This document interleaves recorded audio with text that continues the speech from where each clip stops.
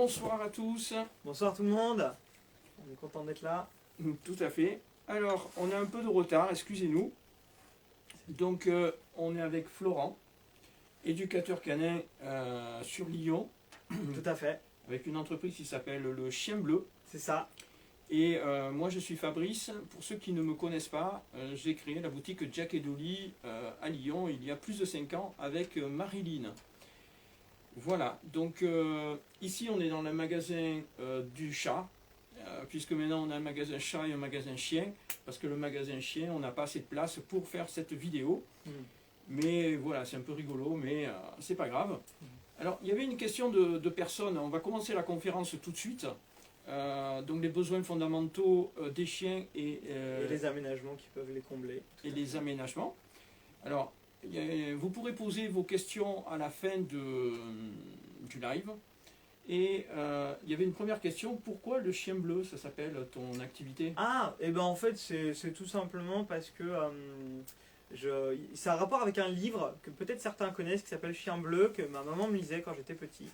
Et qui est une jolie histoire d'une petite fille avec un chien, et ce chien il est bleu et il la sauve, et du coup voilà, c'était une belle histoire.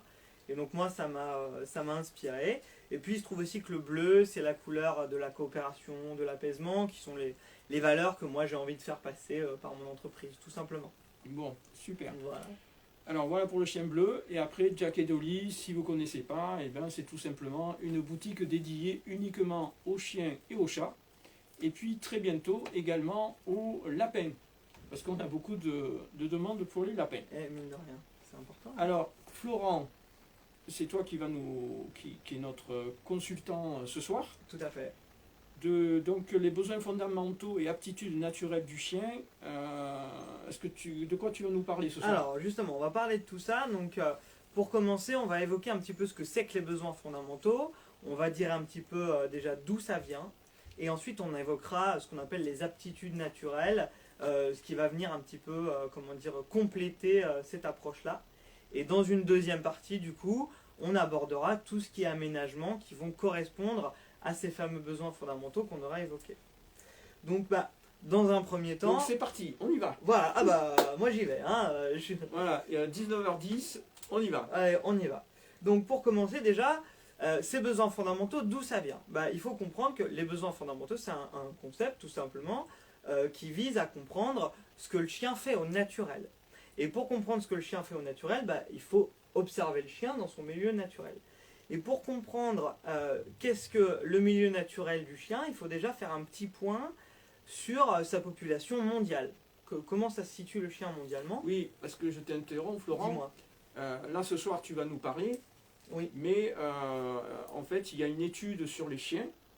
Tout à fait. Qui découle de tout ce alors, que tu vas nous dire. Alors tout ce dont je vais parler aujourd'hui, notamment sur les besoins fondamentaux, les aptitudes naturelles, c'est pas quelque chose que j'ai inventé du tout. Ce sont des études qui sont menées maintenant depuis plusieurs années, auxquelles moi j'ai eu accès de par ma formation quand j'ai fait donc mon diplôme d'état en éducation canine, et qui découlent aussi de certains auteurs un petit peu connus, comme par exemple Monsieur Joël Dehaze, qui est un vétérinaire comportementaliste qui a écrit beaucoup de bouquins qui sont notamment accessibles au public, comme Mon chien est heureux, Comprendre mon chien, etc. Donc voilà, pour revenir un petit peu à ces besoins fondamentaux, qu'est-ce que c'est? En fait, ça vise tout simplement à comprendre ce dont le chien a besoin au naturel. Et pour ça, il faut comprendre qu'est-ce que c'est son environnement naturel. Et pour ça, il faut regarder un petit peu cette population mondiale de chiens. Nous, dans notre monde occidental, on a tendance à penser que les chiens, c'est ce qu'on a autour de nous, c'est-à-dire des chiens de race ou des chiens un petit peu mélangés entre les races, des bergers allemands, des border collies. Des chiens de compagnie. Voilà, des chiens de compagnie. Voilà. Alors qu'en fait, il faut comprendre que ces chiens-là, qu'on appelle nous des chiens de race, ou des chiens croisés, ces chiens, en fait, ça représente à peu près 25% de la population mondiale. 75% de la population mondiale, ça va représenter des chiens qu'on n'a plus chez nous, parce qu'on a eu une politique assez stricte là-dessus, qu'on appelait avant des chiens errants, ou plus joliment des chiens de village. C'est-à-dire que ce sont des animaux en fait qui vont être ce qu'on appelle en termes scientifiques des animaux commensaux, c'est-à-dire des animaux qui vont vivre au contact de l'homme. Le comparatif le plus simple à la limite, c'est des animaux qui sont un peu comme des pigeons. C'est-à-dire en fait ils vont vivre vraiment dans les villes avec les humains. C'est des chiens, par exemple, pour les gens qui voyagent un petit peu, ils vont beaucoup en rencontrer au Brésil, on en rencontrera aussi dans les pays de l'Est, voilà, donc, ou en Afrique aussi, bref, ce sont en fait, des animaux qui vivent, on va dire en meute, entre guillemets, en groupe d'individus, autour des populations humaines, mais qui ne rentrent pas forcément chez les gens, qui peuvent avoir des contacts avec les humains, mais pas forcément énormément. Et voilà. comment ils se comportent alors? Alors, justement, il faut comprendre que pour comprendre les besoins fondamentaux, il faut comprendre ce que font ces chiens Au dans naturel. leur journée. Voilà, au naturel. Donc, c'est quoi leur mission au naturel? Tout simplement, en fait, c'est des choses très très basiques. Trouver à manger, et du coup, trouver un endroit sûr où dormir, où ils pourront se reposer sans qu'on les embête. Et en fait, faire ces deux choses-là, ça va leur demander un très grand nombre d'aptitudes différentes. Et on va se rendre compte que ces aptitudes-là, tous les chiens les possèdent, et que c'est justement ces choses-là qu'on va devoir combler, nous, avec nos chiens domestiques. Mais justement, je vais revenir là-dessus, on va s'expliquer.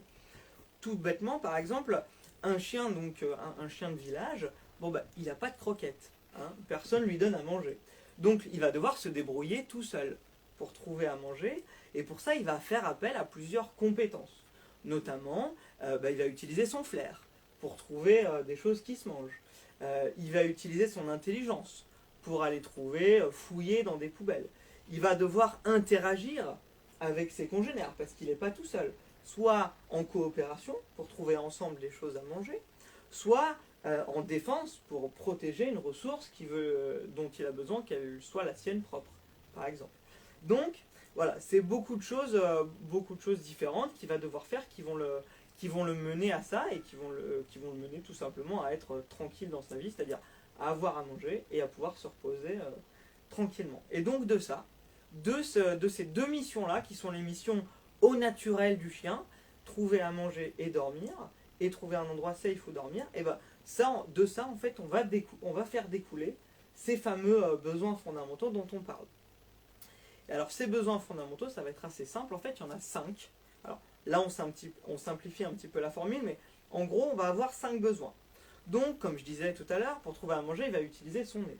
Donc on va avoir un besoin d'activité olfactive. Le chien il a besoin dans sa journée d'utiliser son nez. C'est ce qui se passe quand on promène un chien et qu'il renifle de partout. Exactement, voilà, parce que comme nous on fait notre Facebook ou notre Insta, le chien, pareil, il a besoin de faire ses réseaux sociaux, donc lui, son réseau social, c'est les déjections, c'est les pipis qu'il va trouver par terre, qui vont lui donner de l'information sur ses congénères, notamment.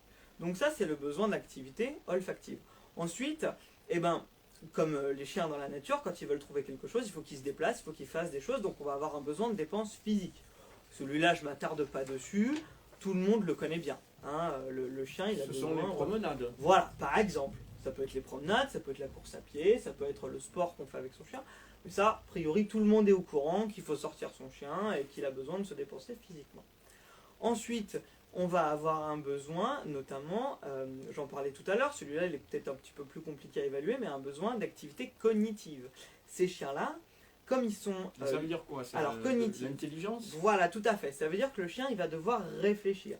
Quand ces chiens-là, dont on parle depuis tout à l'heure, eux, ils sont livrés à eux-mêmes. Personne vient leur donner à manger, leur donner à boire, etc. Donc, il faut qu'ils trouvent tout seuls. Et ça, donc pour ça, ils vont utiliser leurs compétences, notamment le flair, mais ça va exiger qu'ils fassent des opérations mentales. Ils auront des choix à faire. Est-ce qu'ils vont vers telle poubelle ou telle autre, etc. Ça paraît tout bête comme ça, mais mine de rien, ils ont un besoin de faire ces opérations mentales. Et du coup, comment ça se traduit pour nos chiens domestiques? Alors justement, ça j'y reviendrai un petit peu plus tard, mais l'idée c'est qu'en fait, nous, nos chiens domestiques, en fait, ils n'ont rien à décider en fait. Ils ne décident jamais de rien dans leur vie, parce qu'on leur donne à manger tous les jours à la même heure, on les promène, c'est nous qui décidons, etc. Donc en fait, ils font très peu d'opérations mentales en fait, parce qu'ils n'ont rien à décider. Et donc, comme ils ont besoin d'utiliser leur cerveau, la plupart du temps, ils vont l'utiliser pour faire des choses qui ne nous conviennent pas. Donc l'idée, justement, ça va être de les occuper à faire des choses qui nous conviennent. Mais ça, c'est la deuxième partie, on y reviendra ensuite. Alors ensuite, on va avoir également un autre besoin, qui est le besoin d'activité sociale. Ça, c'est pareil, c'est un besoin qui est en général assez bien compris. Tout le monde sait qu'en général, son chien, il a besoin d'aller voir des congénères. Il a besoin d'interagir. Les chiens que je prends pour exemple depuis tout à l'heure, ils ont une activité sociale forte. Parce que eux, ils en sont directement dépendants. Parce que souvent, ils travaillent en coopération. Et même quand ils ne travaillent pas en coopération, il faut qu'ils fassent attention à eux. Pour eux, c'est très dangereux de déclencher un conflit. Parce que si jamais ils sont blessés, ils ne vont pas chez le veto. Donc du coup, il faut qu'ils fassent très attention. Donc, ils ont un besoin d'avoir des relations sociales avec les chiens, avec leurs congénères. Et nous, nos chiens à nous, ils ont ce même besoin. Et du coup, il est souvent assez peu satisfait, ou alors pas correctement, parce que nos chiens, ils ne savent pas assez bien communiquer. Donc c'est là où, notamment, l'éducateur peut intervenir pour faire comprendre aux propriétaires comment faire en sorte que les contacts sociaux se passent relativement bien avec son chien. Et encore faut-il qu'il y en ait. Encore faut-il qu'il y en ait. Donc il faut quoi? Il faut promener son chien et le laisser interagir avec un autre chien quand on croise un autre chien. Alors oui, mais sous certaines conditions. Et pour ça, il faut ça. Alors ça fera l'objet sûrement d'une autre conférence parce qu'on ne peut pas l'aborder aujourd'hui trop en détail. Mais l'idée, c'est que en fait, les chiens ils communiquent entre eux par toute une série de signaux, notamment corporels. Et en fait, il faut comprendre ce que son chien envoie comme message à l'autre chien et ce que le chien d'en face envoie comme message au nôtre. Si on a un chien qui veut aller très très fort vers un chien et qu'en fait, si on lit bien l'autre chien, on s'aperçoit que l'autre chien il n'a pas envie, il faut pouvoir le respecter. Parce que si on engage quand même le contact alors que le congénère d'en face il n'a pas envie d'en avoir, on risque d'aller au conflit. Et du coup, on ne fait pas des bons d'apprentissage pour son chien. Voilà. Et le dernier besoin dont on a assez peu conscience et qui va nous occuper pas mal aujourd'hui, c'est le besoin masticatoire. Notamment les chiens que j'évoquais, eux, ils ne mangent pas de croquettes. Donc, quand ils trouvent des déchets, quand ils trouvent des choses à manger, en fait, manger, le fait de manger, même pas trouver à manger, juste le fait de manger, ça leur prend du temps et ça leur prend de l'énergie parce que c'est pas quelque chose de tout fait. C'est pas quelque chose qui s'avale tout seul comme des croquettes. Ça va être peut-être un reste dans une conserve, ça va être peut-être un reste de poulet, par exemple, enfin, tout ce qu'on peut imaginer, qu'on peut trouver comme ordure ou comme autre chose. Et du coup, c'est pas une nourriture qui est disponible tout de suite. En fait, il va falloir la décortiquer, faire des opérations mentales avec ça et du coup masticatoires avec sa bouche. Et ces opérations-là, quand le chien le fait, comme ça lui prend du temps de manger, il est obligé d'être dans un endroit où il est relativement tranquille pour pouvoir décortiquer ce qu'il a trouvé à manger. Et donc, l'activité masticatoire, elle est intéressante parce qu'en général, quand un chien pratique une activité masticatoire, il se détend. Et nous, avec nos chiens sédentaires, en fait, comme il manque assez souvent d'activité, c'est important pour nous qu'ils arrivent à trouver des activités où ils peuvent se détendre. Ça nous aide à avoir des chiens plus calmes et ça nous aide du coup à avoir des chiens qui sont plus faciles à vivre. Et qu'ils fassent moins de bêtises. Et qu'ils fassent moins de bêtises, tout à fait. Donc voilà, là on a nos 5 activités les plus importantes. Alors il est important de comprendre que là on a parlé de type d'activité et il y a aussi une durée. C'est-à-dire que là, on parle de chiens moyens. Les chiens dont je parle, ce sont des chiens, donc les chiens de village. Souvent, ce sont des chiens qui ont un morphotype, qui ont une allure assez commune, qui font tous à peu près le même poids. Ils n'ont pas les mêmes couleurs, mais ils se ressemblent. C'est vraiment un chien, moyen. C'est ni trop gros, ni trop grand. Donc, en moyenne, on estime qu'un chien, il a besoin dans sa journée, en moyenne, de 5 heures d'activité. D'accord. Voilà. C'est-à-dire que, c'est pas forcément 5 heures de promenade. Tout compris. Voilà, tout compris. C'est-à-dire que dans ces 5 heures, s'il a pu voir des congénères, c'est bien. S'il a pu mastiquer des choses, c'est chouette pour lui. S'il a pu utiliser son nez, voilà. S'il a pu résoudre des petits problèmes mentaux, etc. Alors après, il y a des choses qui vont se télescoper. Par exemple, souvent quand le chien il fait une activité olfactive, suivant ce qu'il renifle, il va se demander ce qu'il renifle. Donc du coup, il va faire des opérations mentales. Donc quand il renifle, on va travailler le cognitif et l'olfactif. Voilà. Quand, par exemple, il fait de l'activité sociale, s'il est avec des chiens qu'il ne connaît pas, comme il faut qu'il interprète leur langage, il faut qu'il réfléchisse. Alors, il y a beaucoup de chiens, justement, qui ne réfléchissent pas quand ils vont voir d'autres chiens, parce que, justement, ils ne sont pas formés. C'est là que nous, en tant qu'éducateurs, on intervient, parce qu'on leur apprend à réfléchir quand ils interagissent. Mais voilà. Donc, il faut voir qu'il y a des choses qui peuvent se télescoper. Et c'est 5 heures par jour? Oui. Est-ce 5 heures par jour. qu'on peut faire 10 heures le samedi? Non. Alors, question très pertinente, justement. On va éviter, quitte à pas pouvoir... Mettons qu'on ait une vie qui nous empêche de faire exactement 5 heures d'activité par jour à son chien. On va préférer, plutôt que de faire 5 heures, 10 heures le samedi, et puis rien faire pendant 3 jours, On va préférer plutôt faire 1 heure par jour tous les jours, quitte à en faire 5 heures dans la semaine. On va plutôt faire 1 heure par jour tous les jours, plutôt que 5 heures une seule fois. L'important, c'est la régularité. Voilà. Il vaut mieux un peu moins d'activité, mais bien tous les jours, plutôt que beaucoup d'activités une seule journée. Donc il faut équilibrer plutôt voilà. tous les jours. L'idée, c'est d'équilibrer. Alors justement, j'allais venir là-dessus. Nous, dans notre monde occidental, on a des chiens qui sont soit des chiens de race, soit des chiens qui sont typés. C'est-à-dire que même quand ils sont beaucoup croisés, on va retrouver des types de chiens. Et ce qui est important de comprendre, c'est que nous, justement, on n'a plus ces chiens de village-là que je décris depuis tout à l'heure. On a des chiens qui ont été modifiés pour avoir différentes compétences et qui ont donc des besoins qui ne sont pas les mêmes. En termes d'activité pure, je vous ai dit qu'un chien moyen, il a besoin de 5 heures à peu près d'activité. Ça, c'est la moyenne. Bon, bah, si on prend un bulldog anglais, on va plus être vers 3. Mais si on prend un border collie, on sera plus vers 10. Parce que le border collie, notamment, il est fait pour travailler toute la journée. Donc il va avoir une activité très intense. Il va être très capable physiquement, il va être très capable cognitivement, parce qu'on va lui demander énormément d'opérations mentales au border collie. Voilà. Et donc, lui, par exemple, il fera peut-être un peu moins de flair que ses autres congénères, parce qu'on l'a plus orienté vers une activité intense physique et cognitive. Alors que, par exemple, notre bulldog anglais, lui, à la base, c'est plutôt un chien de garde ou un chien de combat. On ne lui demande pas beaucoup de cognitif, on lui demande quasi très peu de flair. On va vraiment lui demander plutôt ses activités de protection de ressources. Voilà, donc ça ne va pas lui demander grand-chose. On va lui demander un peu de physique, mais dans un cas particulier. Et c'est pour ça que d'ailleurs, le bulldog, aujourd'hui, ça reste un chien de compagnie qui s'adapte assez bien à la vie sédentaire, justement, parce que c'est un chien qui a des besoins qui sont un peu en dessous de la moyenne. Le bulldog français aussi. Voilà, alors le bulldog français, on en a un peu plus, parce qu'il a du coup, il est plus petit, il a un physique un petit peu moins lourd, donc ça peut varier. Il y a des bulldogs français qui sont issus de bons élevages, qui font encore, on va dire, sans aller trop en détail là-dessus, mais qui font des faciès qui ne sont pas trop ramassés, ce qui fait qu'on a des chiens qui respirent plutôt bien, et donc qui sont assez capables physiquement, alors qu'aujourd'hui, il y a beaucoup d'éleveurs, malheureusement, qui poussent ce qu'on appelle l'hypertype, c'est-à-dire qui accroissent un peu trop fortement certaines caractéristiques physiques, notamment comme l'écrasement du nez, ce qui fait qu'en fait, le chien va avoir des très gros problèmes respiratoires, donc il sera très peu capable physiquement. C'est-à-dire qu'il sera même plus capable de mener une vie de chien, quoi. Ce qui est très dommage pour lui. Donc voilà. Entre parenthèses, faites attention là où vous prenez vos chiens, notamment sur tout ce qui est brachycéphale. C'est important. Donc voilà pour les aptitudes un petit peu naturelles. Il faut comprendre que voilà, ces 5 heures là, c'est une moyenne, et qu'en gros, en fonction du chien qu'on a, eh ben, ça va se modifier. Soit en plus, soit en moins. Souvent en plus, la plupart du temps. Et les chiens qui sont purement de compagnie Alors ceux-là, justement, leur métier, eh ben, ça va être plus le social. Alors eux, ils sont plus axés sur le social par rapport à l'humain, mais eux, ils ont un vrai besoin social important, parce que ce qu'on leur demande, c'est ça. La raison pour laquelle on les a créés, c'est pour être avec l'humain et apporter du réconfort.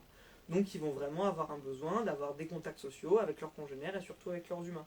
Ce qui est le cas aussi notamment de beaucoup de chiens de berger. Je parlais du border collie tout à l'heure, mais pour tous les propriétaires, notamment de bergers allemands, de malinois, c'est des chiens, dans leur métier, qui ont besoin d'être très proches de l'homme, donc ils ont des besoins sociaux qui sont aussi assez importants. Voilà. Donc voilà, ça c'est pour ce qu'on voit un petit peu là-dessus. Et donc, bah, du coup, ce qui va nous intéresser aujourd'hui, c'est de comprendre un petit peu ce qu'on peut faire pour aménager son quotidien, pour pouvoir répondre à tous ces besoins. Donc ça c'est la deuxième partie. Voilà, là on est sur la deuxième partie, sur les aménagements. Voilà.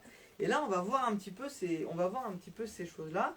Ce qu'il faut comprendre, c'est qu'on va se concentrer essentiellement sur 2 besoins qui sont souvent très sous-évalués.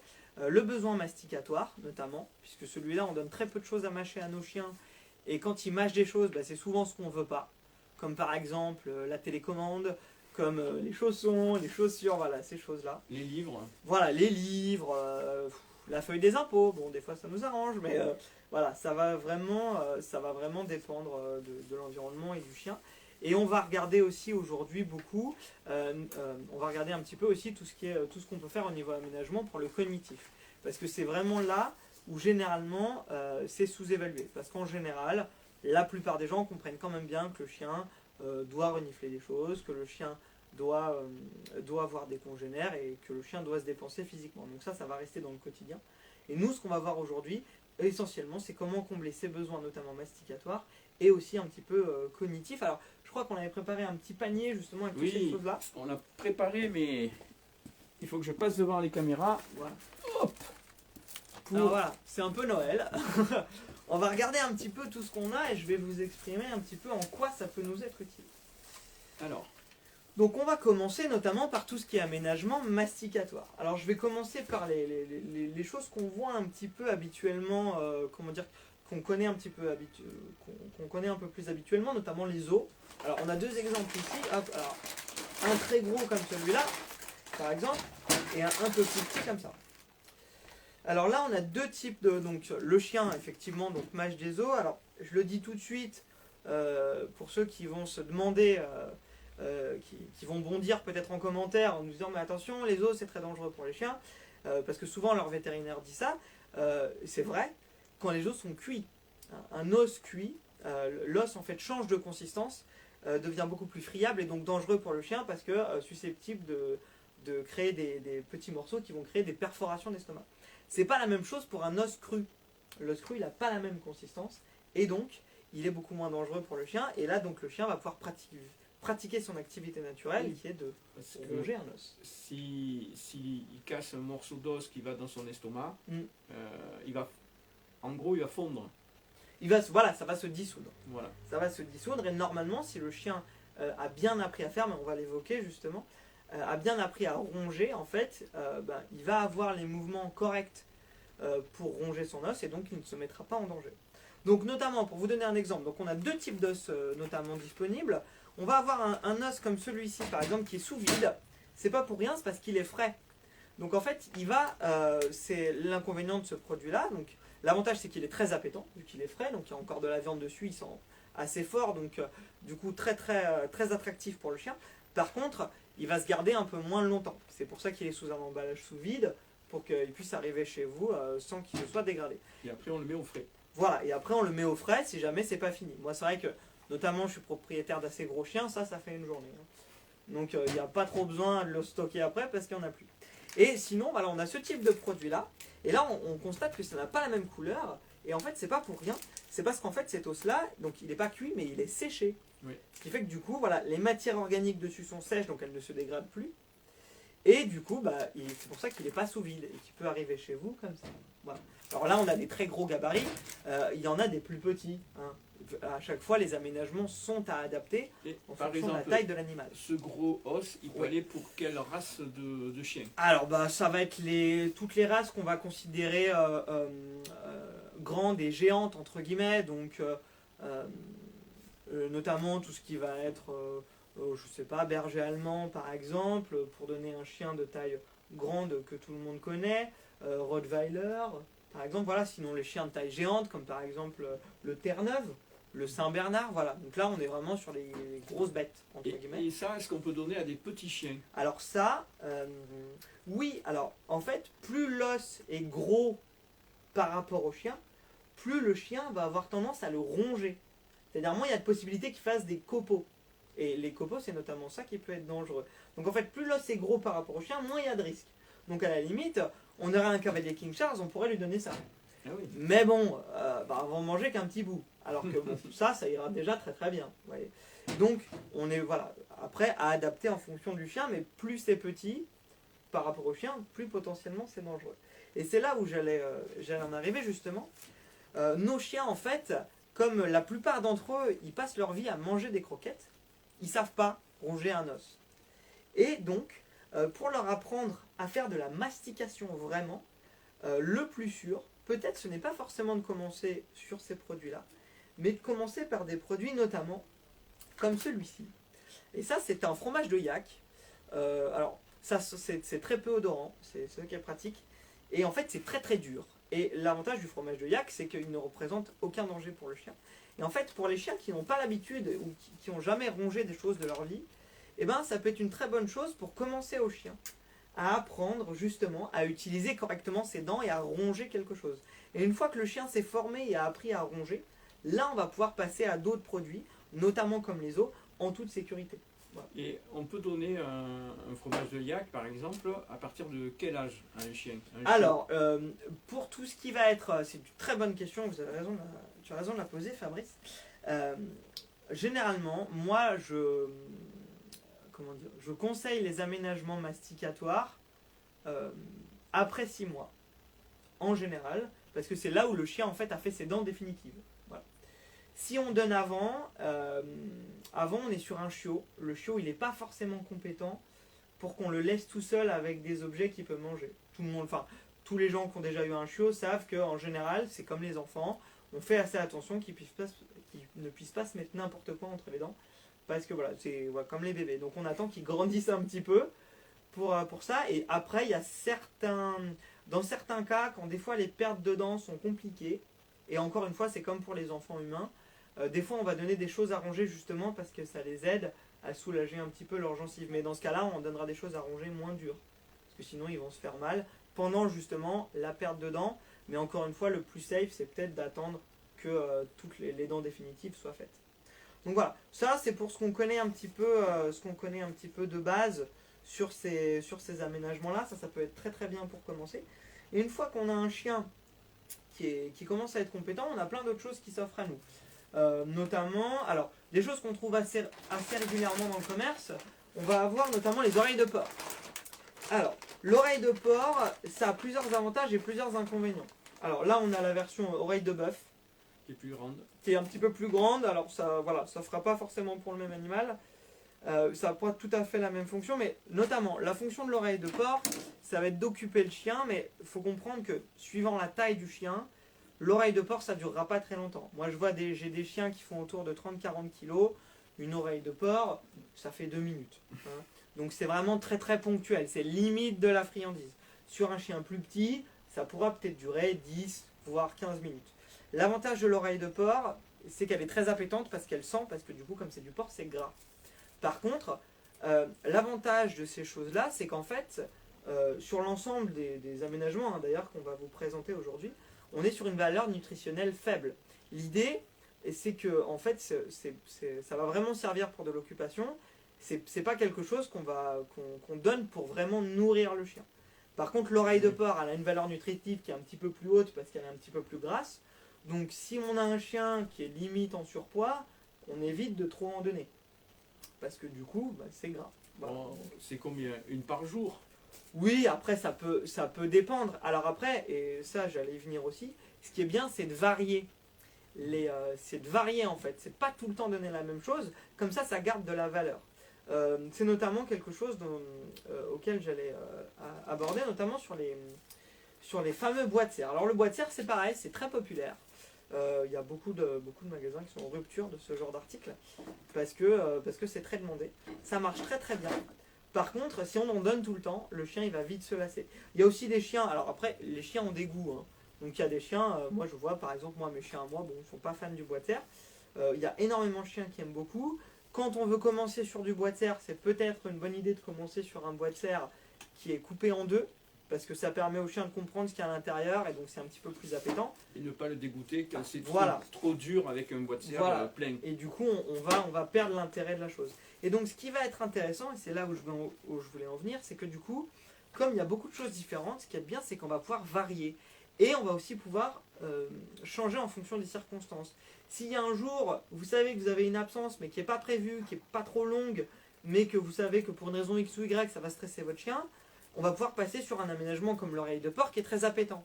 Alors que si vous êtes sur une absence qui est habituelle, que le chien gère plutôt bien, bon, et ben on va peut-être pouvoir passer sur quelque chose de moins appétant, comme par exemple le bois de serre. Vous voyez, donc on va, en fonction de nos différents aménagements, pouvoir les varier en fonction de la circonstance. Et c'est ça qui est intéressant. Et aujourd'hui, en fait, il y a des grandes variétés de produits. Alors, après, on va distinguer ces produits-là, par exemple, comme le bois de serre ou comme les os, qui sont des produits qui vont plutôt faire de la longue durée, avec des produits comme l'oreille de porc, qui vont être plutôt sur quelque chose, sur de la plus courte durée. Ce qui va être pareil, par exemple, sur les trachées qu'on a ici, qui sont des trachées de bœuf, hein, je crois, c'est ça. Hein. Oui. Ouais. Donc ça, c'est pareil, c'est des très bons produits. On est sur une valeur nutritionnelle qui est assez faible, mais ça reste ça reste très appétant pour le chien. Donc ça peut vous permettre de ponctuer. Voilà. Il y a aussi quand même une notion de plaisir. Tout à fait. Alors c'est vrai que si je ne l'ai pas évoqué, tout à fait. Quand je parle d'appétence, c'est notamment de ça dont je parle. C'est que ça sent assez fort pour le chien. Alors des fois ça sent assez fort même pour nous. Notamment, vous prenez par exemple les sabots de veau aussi. C'est un aménagement qui est très répandu et qui marche assez bien. Comme ça ça n'a pas énormément d'odeur. Hein. Quand le chien se met à la mâcher et du coup à le mâcher et que ça s'humidifie, on commence à le sentir. Voilà, donc ça, faut le savoir aussi. Hein, quand on fait ce genre d'aménagement, c'est que suivant ce qu'on met, il peut y avoir, un jour, moi j'étais tombé sur des entrailles de cheval séchées. Bon, voilà, vaut mieux les donner quand on n'est pas là. Hein, sinon, c'est pas très drôle. Après, on a des justes milieux, comme par exemple les museaux de porc ici, qui vont être assez durs, donc qui peuvent durer. Mais comme c'est du porc, ça va rester assez odorant pour le chien. Et donc, ça va être assez intéressant. Museau de bœuf. C'est un museau de bœuf, celui-là, d'accord. Bon, museau de bœuf, museau de porc, ça va dépendre, mais c'est assez intéressant là-dessus. Donc ça, c'est pour tout ce qui est vraiment aménagement masticatoire. Donc aujourd'hui, on en a présenté une variété. Il y en a encore beaucoup d'autres qui existent. Vous pourrez en trouver d'autres. Hein. Chez Jacques Edoli, on ne vous met pas tous, et surtout que vous compreniez l'idée et que vous compreniez qu'on peut faire varier les choses en fonction de ce qu'on a devant soi. Donc ça va remplir ce besoin masticatoire. Et ensuite, il y a d'autres types d'aménagements qui sont importants à évoquer et qui vont passer par des objets. Alors le plus célèbre de ces objets, c'est celui-ci. La plupart d'entre vous le connaissent peut-être. C'est ce qu'on appelle un Kong. Alors, le Kong, il est très populaire. Pourquoi ? Pour beaucoup de raisons. Déjà parce qu'il existe dans un nombre de gammes assez importantes qui ont des couleurs différentes pour qu'on les repère. Notamment la couleur noire, c'est les plus costauds. Donc pour les chiens qui ont une très très forte mâchoire, c'est intéressant. Les plus répandus, c'est les rouges. Ensuite, on a des roses, des bleus, pour les chiots notamment. Et donc, ce qu'il y a de sympa... Ah, il y a le décor qui s'en va. Ce qu'il y a de sympa avec le Kong, c'est que ça peut servir d'aménagement, ça peut aussi servir de jouet, parce que ça rebondit assez bien. C'est très durable. Il y a très peu de chiens qui les cassent, les Kongs. Donc en général, quand on a un chien, un Kong, c'est toujours un bon investissement, parce qu'on peut faire beaucoup de choses avec. La fonction première du Kong, c'est que c'est creux, en fait, à l'intérieur. Et qu'on va pouvoir le remplir, en fait, avec tout un tas de choses. Et là, on va rentrer dans un autre type de besoin. Donc on reste sur une motivation alimentaire. Hein. Notamment Kong, qui est une société américaine, elle va, si je me rappelle bien, je crois. Oui, c'est ça. Et en fait, ils ont toujours énormément de produits associés. Notamment, ils ont une bombe spéciale Kong, en fait, qui est une bombe de foie, en fait. Il y a plusieurs goûts. Voilà, il y a plusieurs goûts. Alors moi, je connais notamment celle du foie, qu'on peut mettre dedans. Et qui fait qu'en fait, du coup, c'est très odorant pour le chien. Et en fait, le chien va se démener pendant un certain nombre de temps pour arriver à lécher tout ce qu'il y a dans le Kong. Et c'est ça qui l'occupe. Mais en vérité, avec un Kong, on peut faire énormément de choses. Alors je me permets aujourd'hui de vous donner quelques petits trucs. Notamment, on peut donner une partie de la ration de son chien avec un Kong. C'est-à-dire qu'on va mettre les croquettes dedans, et à partir de là, il y a plusieurs techniques que nous, les éducateurs, on utilise. Par exemple, on met une partie des croquettes dedans, et puis on va, je donne un exemple, avec des rillettes bon marché, créer un petit bouchon, ici, comme ça. Et donc le chien va déjà lécher dans un premier temps le bouchon, et ensuite, il devra agiter le Kong pour faire tomber les croquettes. Et donc ça va l'occuper pas mal de temps. Il y a une autre solution qui consiste aussi à mettre des croquettes avec du fromage fondu et à le passer au micro-ondes. Du coup, le fromage fondu va retenir les croquettes. Et donc, du coup, le chien va avoir d'autant plus de difficultés à aller chercher la nourriture qu'il y a dedans, donc ça va l'occuper plus longtemps. Et ensuite, il y a la fameuse technique que j'utilise moi personnellement en été, qui est la technique que j'appelle de la glace. Tout simplement, en fait, on prend son Kong, on met les croquettes dedans, on le met dans l'eau, les croquettes gonflent, donc elles prennent plus de place, et ensuite on le met au congélateur. Et comme elles sont imprégnées d'eau, du coup ça gèle, et donc notamment en été, et notamment pour les chiens qui ont tendance aussi à être un petit peu plus gros, ils ont du mal à se refroidir l'été, surtout que maintenant on a des étés qui sont très chauds. Et donc leur donner un aménagement qui leur permette de lécher quelque chose de froid, ça les aide en fait, non seulement ça les occupe, mais en plus ça les rafraîchit. Donc là on est vraiment sur du double emploi, et c'est pour ça que le Kong et pas mal de produits de la gamme dérivée Kong qui ont le même niveau de qualité, mais ce Kong-là, ce produit-là en particulier, quelle que soit la couleur en fonction de votre chien, on peut faire beaucoup de choses avec, et il est vraiment, vraiment très pratique. Alors voilà. Florent, tu parlais de rillettes, oui. Mais si on n'a pas de la rillette sous la main, on peut venir chez Jack Edoli, on a de la très bonne pâtée. Notamment fabriquée avec 100% de viande fraîche, qu'on peut bourrer là-dedans. Et si on veut faire de la glace, on a aussi des smoothies, on a des jus de viande. C'est vrai, j'ai vu ça. Oui, oui. On a des jus de viande au poulet, au bœuf et à l'agneau. Qui peuvent effectivement très très bien marcher. Apporter plus d'appétence que de l'eau. Oui, tout à fait. Non, mais tout à fait. Tout à fait. Et donc ça peut effectivement bien marcher en mélange avec des croquettes, ça peut être vraiment bien. Donc là voilà, on est sur un type d'aménagement où là du coup l'idée c'est que le chien, comme ces fameux chiens que je vous évoquais au début de la conférence, qui doivent fouiller, qui doivent faire des efforts pour aller chercher leur nourriture, bah là on va essayer de reproduire un petit peu ça. On peut voir le Kong comme une forme de boîte de conserve pas finie par exemple. Et l'idée, voilà, ce sera que le chien, en fait, ils doivent travailler Alors, un petit peu pour sa nourriture. j'ai une petite question. Ah bah. Tu parles beaucoup de croquettes, Notamment, oui. beaucoup de croquettes. Oui, bah, parce que c'est vrai que c'est la chose avec laquelle on aménage le plus souvent, Oui. et c'est la chose que la plupart des gens consomment avec leur chien. Alors, chez Jack et Dolly, on vend du barf. Oui, tout à fait. Toi-même, tu donnes du barf à tes chiens. Tout à fait. Est-ce qu'on peut mettre du barf dans un Kong? Par exemple, oui.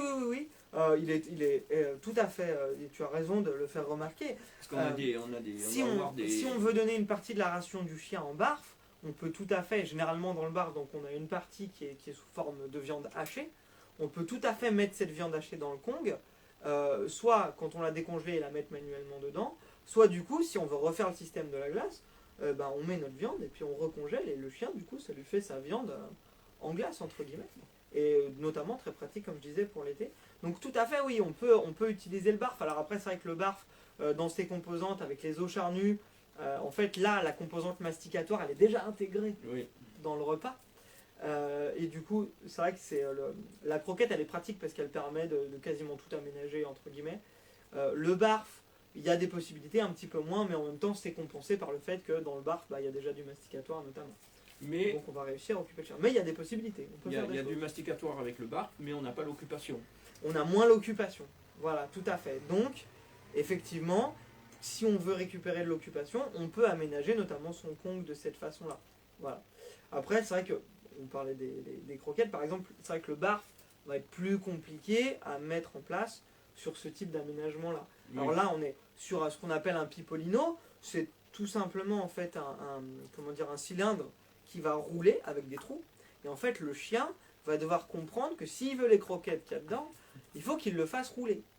Alors après, suivant le chien que vous avez, ça peut être efficace longtemps.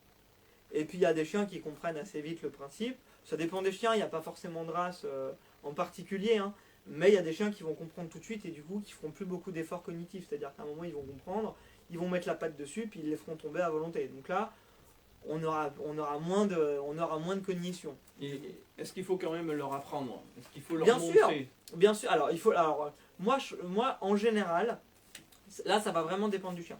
En général, je vais avoir tendance à laisser le chien se débrouiller parce que la plupart du temps, la motivation alimentaire est suffisante pour lui faire pour qu'il ait envie lui-même de faire l'effort. Après, il y a beaucoup de chiens qui sont paresseux, hein, qui ont l'habitude en plus d'avoir leur gamelle tous les soirs au même endroit, donc le jour où on leur donne des aménagements, ils essayent 2-3 fois, puis après ils vous regardent, ils disent bon bah elle est où ma pâtée? Bon bah non, en fait, il y a un moment il faut qu'ils comprennent, voilà, bah mon pote, tu vas peut-être devoir travailler un petit peu pour manger, et puis ça va te faire du bien parce que ça va t'occuper pendant la journée, puis pendant que tu fais ça, tu mâcheras pas la télécommande.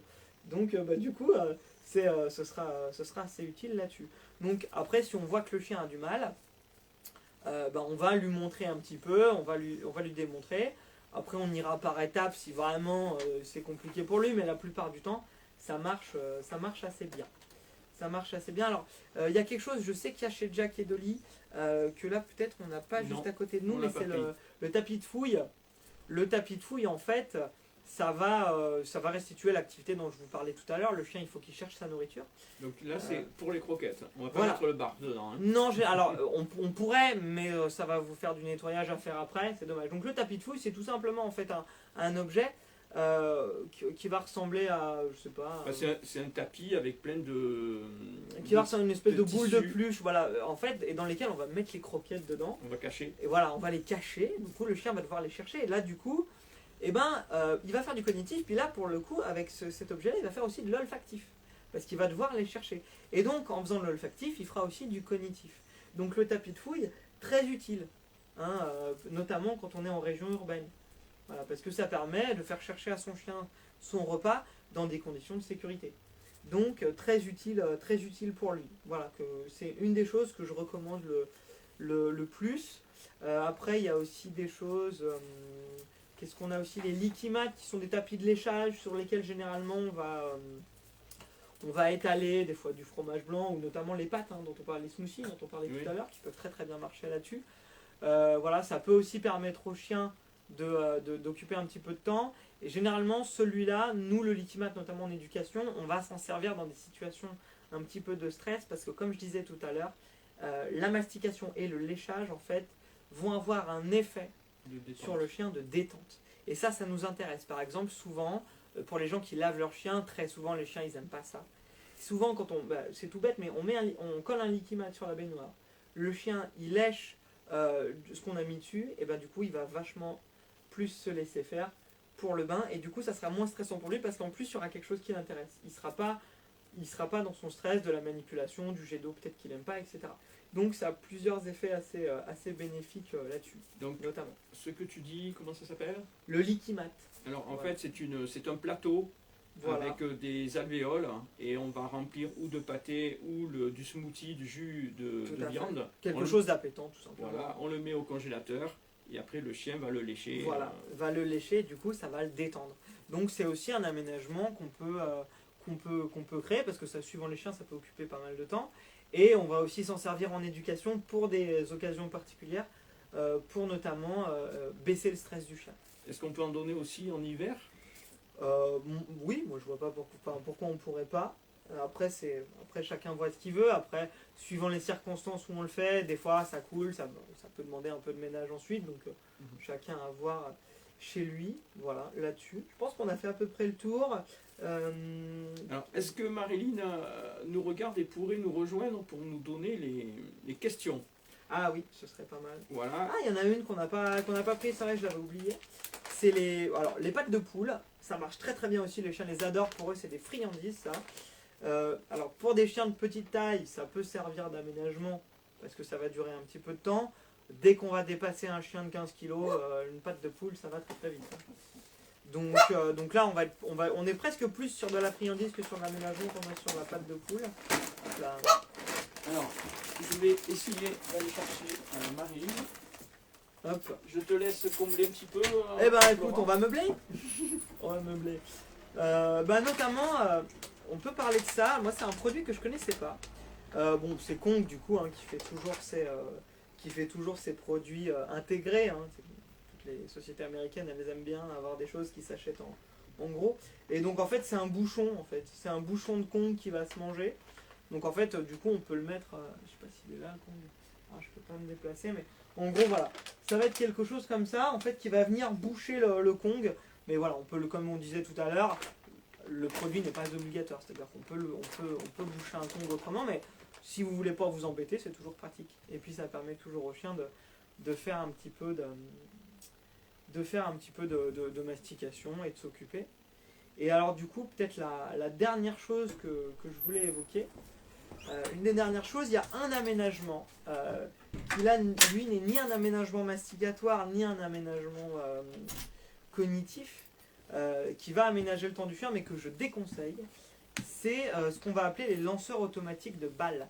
Alors peut-être que certains d'entre vous connaissent, c'est d'ailleurs souvent quelque chose d'assez onéreux.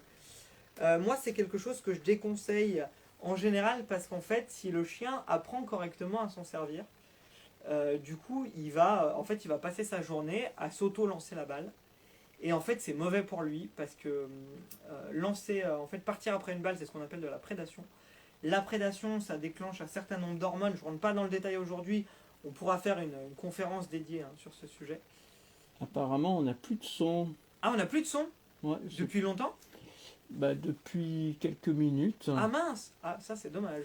Ouais, je sais pas. Est-ce que le son est revenu? C'est bizarre ça. Tentative de reconnexion. Ah, il y a eu un souci de connexion. Aïe, aïe, aïe. J'espère qu'on n'a pas perdu trop de contenu du coup. Ouais. Il n'y a plus de son. Écoute, sinon on refera une partie. Voilà, peut-être que sur Instagram il y avait du son, Je l'espère en tout cas, pour les gens qui nous regardent sur Instagram. mais plus de son en effet. Frustrant, il y a une dame qui dit. J'en suis vraiment désolé. Mais il y a quelqu'un qui dit quand même, c'était super. C'est gentil. Ça fait plaisir.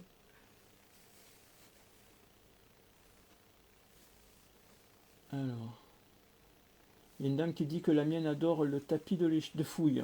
Ah ouais, bah c'est des très bons aménagements les tapis. Elle cache aussi sa ration dans des torchons qu'elle noue. Mais Après, bah, chacun avec sa créativité, hein. Il y a pas mal de choses qui peuvent marcher. on va devoir quitter. Qu'est-ce qu'il y a marqué là? J'espère juste qu'il ne répond pas à ma question. Ah, Ah oui. alors si j'ai les questions, moi je vais me faire un plaisir d'y répondre. Alors il faudrait que je trouve la question. Ah oui. Dans le tapis, c'est moi, on rigole pas avec la nourriture. Ça permet aussi, quand on a plusieurs chiens, de les faire travailler le côté social. Ça peut, tout à fait. Après, il faut faire attention, il faut bien être attentif à son chien. On a pas mal de questions. Hein. Ah bah moi, si je peux avoir les questions, je vais me faire un grand plaisir d'y répondre. Hein. Alors, il y a des gens qui disent de cacher les croquettes dans de l'herbe. Oui, notamment quand on a la chance d'avoir un jardin, ce qui n'est pas le cas de tout le monde. Oui, moi notamment, qui ai en ce moment l'accès à un jardin, je peux cacher des croquettes dans... je fais comme je donnerais à des poules en fait, je peux donner les croquettes dehors, tout à fait. Voilà, donc c'était Guillaume qui demande... Ah, on est coupé. Ah mince. Alors Guillaume qui demandait si de mettre les croquettes dans l'herbe, par exemple, pour qu'ils cherchent avant de manger, est-ce que c'est bon? Alors moi je dis oui, si vous êtes dans un endroit type jardin. Parce qu'en fait, ce qui peut se passer, c'est que si vous le faites dans un endroit public, vous savez pas ce que les gens jettent par terre. Et il pourrait y avoir possibilité qu'il y ait des choses qui soient pas bonnes pour votre chien. Donc quand c'est dans votre jardin, du coup, c'est bon. Si c'est pas dans votre jardin, il faut faire attention parce que du coup, il peut y avoir des choses peut-être qui sont pas très bonnes pour le chien. Donc à faire attention quand c'est pas chez vous. Donc il y a encore Guillaume qui dit je donne des croquettes et du poisson, du parage de truite. Est-ce bon pour la mastication? Surtout pour la truite avec les arêtes. Alors en fait ça dépend sous quelle forme. Alors le parage de truite, moi j'en ai jamais vu personnellement. Ça dépend si c'est frais ou si c'est sec, si c'est séché. Si c'est de l'aménagement, j'en déduirais qu'a priori c'est sec. Et du coup, si c'est suffisamment sec, oui, moi je vois pas forcément de raison. Il y a énormément de chiens qui mangent du poisson. Donc je vois pas. Voilà Après il y a des chiens qui font des allergies aussi. Donc faire attention. Mais c'est comme tout. Hein. Voilà. C'est valable pour tous les produits à la limite. Ça. Donc oui, pourquoi pas. Notamment moi dans le barf, dans le barf que je donne à mon chien régulièrement, il y a des poissons. Ouais. Bon, et on va... Donc ça fait déjà quand même 45 minutes. C'est pas si mal, hein? Oui, oui. Alors, qu'est-ce que...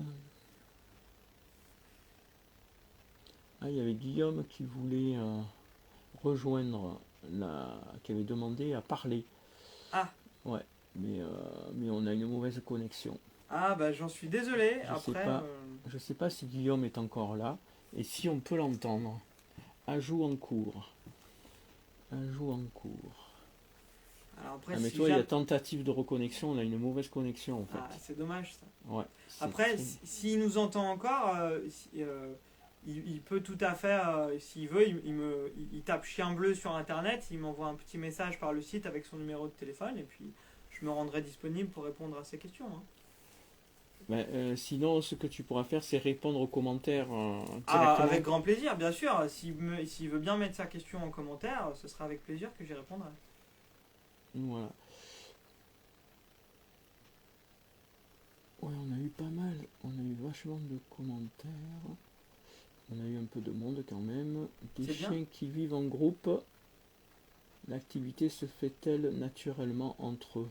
Alors, c'est une question intéressante. Au niveau de l'activité sociale, si vous avez un groupe qui est bien formé et qui se connaît depuis longtemps, l'activité sociale chez vous, elle est réduite.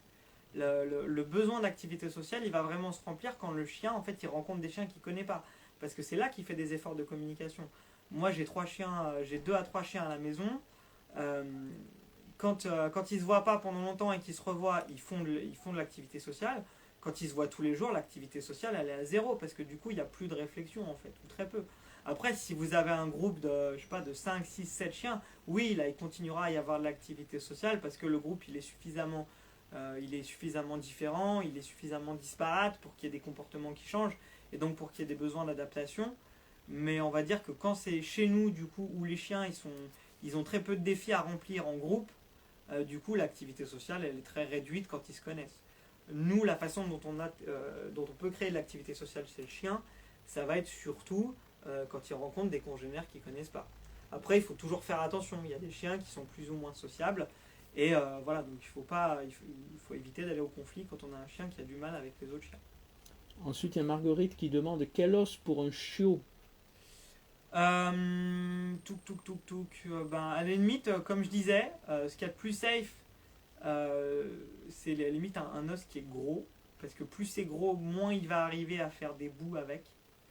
Voilà. Après, en général, comme je disais en début de conférence, pour les chiots, j'attendrai qu'on ait passé 6 mois et j'irai en douceur, peut-être en fonction du chien et en fonction de sa voracité ou pas.